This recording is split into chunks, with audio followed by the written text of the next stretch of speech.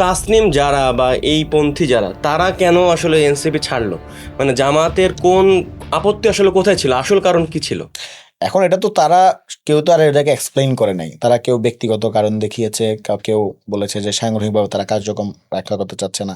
আমাদের দলে যারা সিনিয়র নেতৃবৃন্দ আছেন তারা এটা ভালো বলতে পারবেন যে তাদেরকে কোনো কারণ না, দেখিয়েছে। যেহেতু আপনাদের দলে ছিল, আপনাদের সঙ্গে তাদের সখ্যতাও আছে, আসল কারণ আসলে কি ছিল, মানে না, কেন সেটা ছাড়ছে? সেটা সেটা তো আমি বলছি যে তারা অফিসিয়ালি, এখন ধরেন আমার সাথে আনঅফিসিয়াল অনেক কথাবার্তাই হতে পারে, কিন্তু অফিসিয়ালি যেটা বলে সেটা গুরুত্বপূর্ণ এবং অফিসিয়ালি সেটাই তো আমরা বলতে পারবো।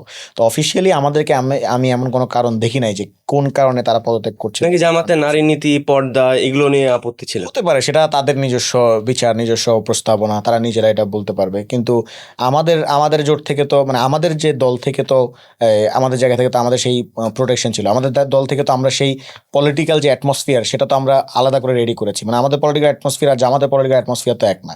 তো Right. ফলে ইভেন আমাদের যে পলিটিক্যাল কাউন্সিল ছিল, আমাদের পলিটিক্যাল কাউন্সিলে তো মানে উল্লেখযোগ্য সংখ্যক নারী ছিল।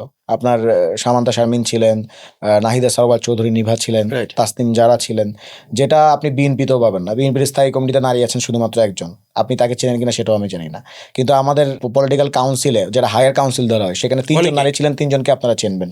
তাহলে ফলে মানে আমাদের জায়গা থেকে এই ধরনের নারী নীতি প্রশ্নে কোনো মানে ছাড় ছিল না, Okay. কিন্তু এটা তারা বলতে পারবেন ভালো।